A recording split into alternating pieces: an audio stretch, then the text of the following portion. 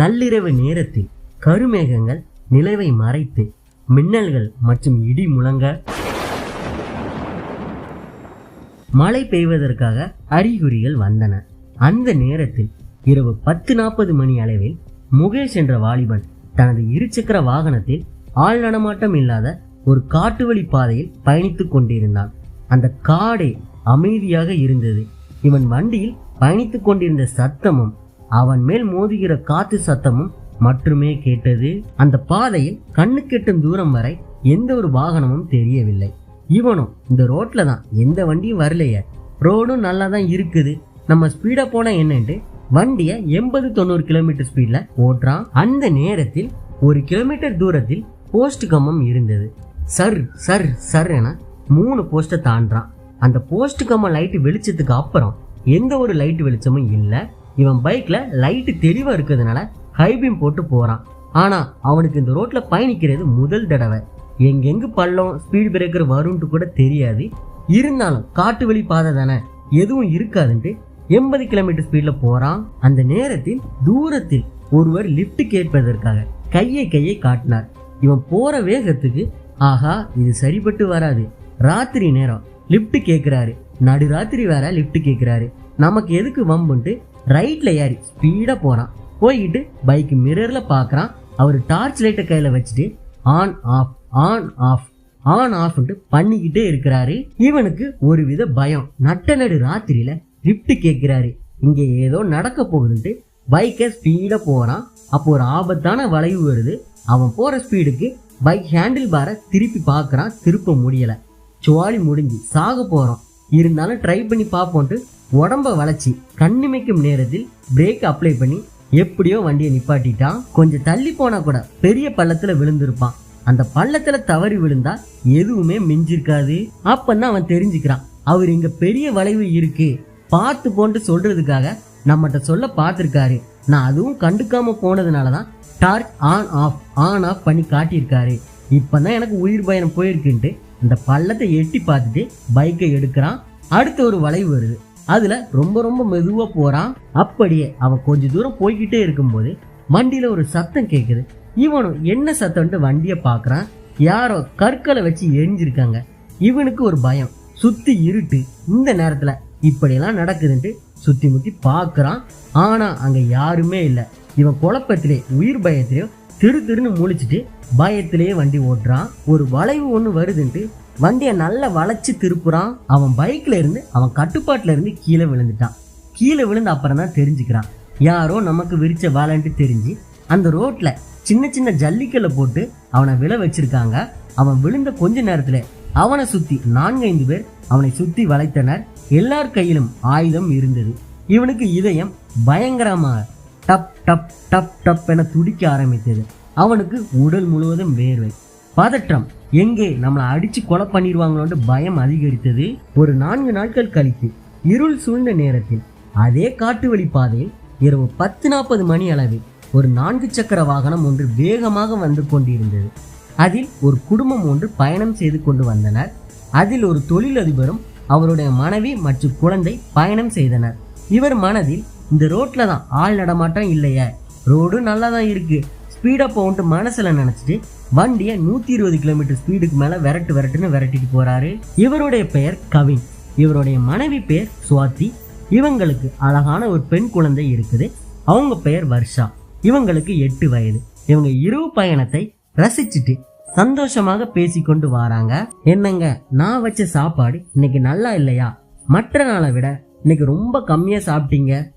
அது எனக்கு டிராவல் டைம்ல ரொம்ப சாப்பிட பிடிக்காது. சில நேரம் டிராவல்ல நிறைய சாப்பிட்டா வாந்தி வந்துடும், அதாம கொஞ்சமா சாப்பிட்டேன். ஆனா நிஜமாவே சாப்பாடு நல்லா இருந்துச்சுன்ட்டு சொல்றாரு. ஏங்க, நம்ம கல்யாணம் முடிஞ்சு 11 வருஷம் ஆச்சு. ஆனா தடவையா இந்த மாதிரி ஆள் நடமாட்டம் இல்லாத ஒரு அமைதியான காட்டுல அதுவும் நைட் டிராவல் பண்றது இதுதான் ஃபர்ஸ்ட் டைம். இந்த கிளைமேட்ல காத்து வேற ரொம்ப குளிர்ச்சியா இருக்குல்ல, கொஞ்சம் வண்டியை நிப்பாட்டுங்க, இந்த தருணத்தை ரசிச்சுட்டு கொஞ்சம் மனசு விட்டு பேசலாங்க, ஒரு 10-15 நிமிஷம் போகட்டும், நம்ம பாப்பா தூங்கின பிறகு பேசலான்ட்டு சொல்றாரு. கார்ல நல்ல மெலடி சாங்லாம் போடுறாரு. கொஞ்ச தூரம் அமைதியா பயணம் பண்ணிக்கிட்டே இருக்காங்க. அப்போ அதே போஸ்ட் கம்பம் வருது.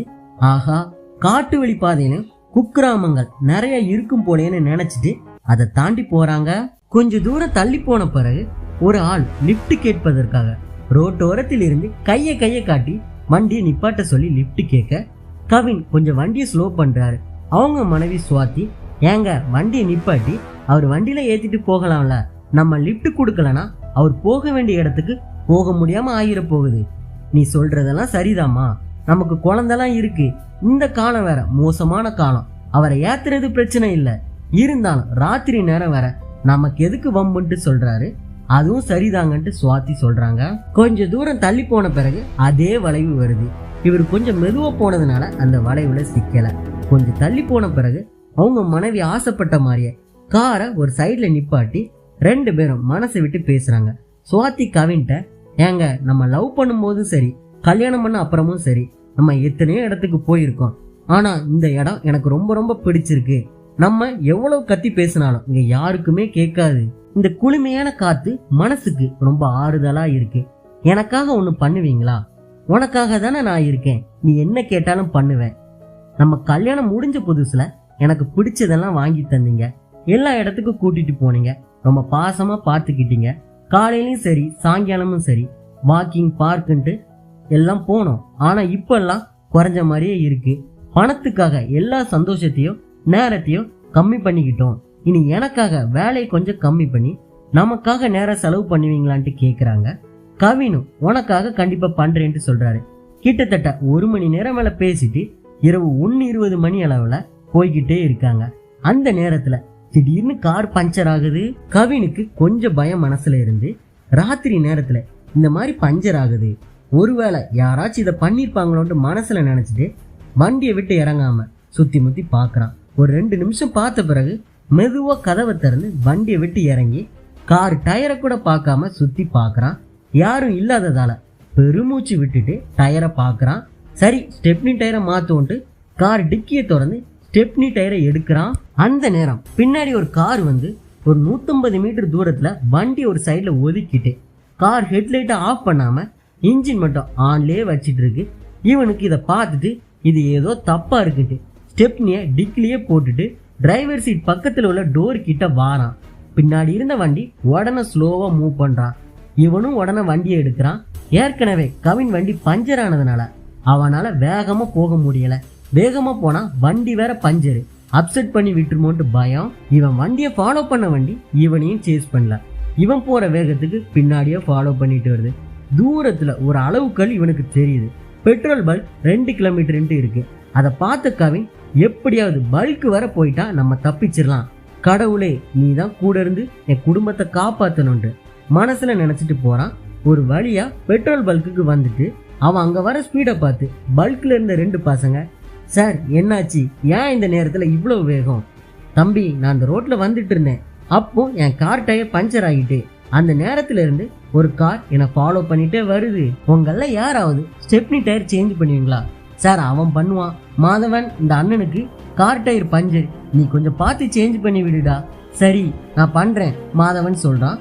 கவின் அந்த தம்பிட்ட, தம்பி இந்த ரோட்ல எங்கேயுமே சிக்னல் கிடைக்கல, உங்க மொபைல கொஞ்சம் தாங்கலாம். சார் எங்களுக்கு அதே பிரச்சனை தான். அப்புறம் எப்படிப்பா உங்க முதலாளியை தொடர்பு கொள்வீங்க? ஆபீஸ்ல லேண்ட்லைன் போன் இருக்கு. அப்படியா, எனக்கு ஒரு எமர்ஜென்சி உதவிக்காக போன் பேசணும், நான் போகலாமா? ஐயோ சார் எங்களை தவிர வேற யாரும் உள்ள போக கூடாது, உங்க முதலாளிக்கு தெரிஞ்சா அவ்வளவுதான். தம்பி ஒரு அவசர உதவி தானப்பா, நீங்க சொல்றதெல்லாம் சரிதான் சார், பதட்டமாவும் இருக்கீங்க பயத்தோடையும் இருக்கீங்க, ஆனா நீங்க வந்த அப்புறம் இந்த ரோட்ல ஒரு வண்டி போகல, அதுவும் இல்லாம ஒரு 3 மணி நேரமா இந்த ரோட்ல எந்த வண்டியுமே வரல. மாதவன் உடனே, டேய் அவர் கஷ்டம் அவருக்கு தாண்டா தெரியும், ஒருவேளை ஏதாச்சும் அசம்பாவிதம் நடந்தா நம்மளும் காரணம் ஆகிருவான், ஓனர்கிட்ட நான் பேசிக்கிறேன், நீ ஆபீஸ் போன்ல பேச கூப்பிட்டு போன்னு சொல்றான். சரி வாங்கன்ட்டு கூப்பிட்டு போறான்.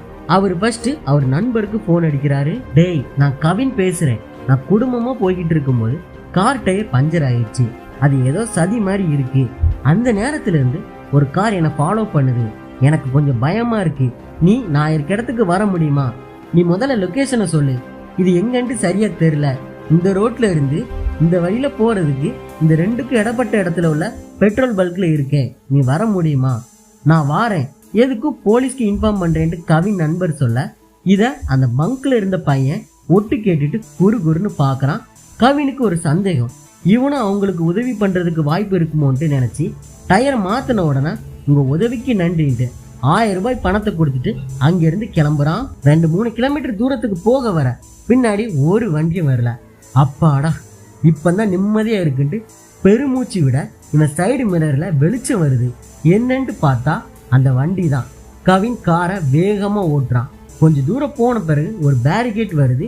வண்டியை கொஞ்சம் ஸ்லோ பண்ண அங்க ஒரு போலீஸ்காரர் வண்டியை நிப்பாட்ட சொல்ல இவனும் வண்டியை நிறுத்தி நடந்ததை சொல்றான்.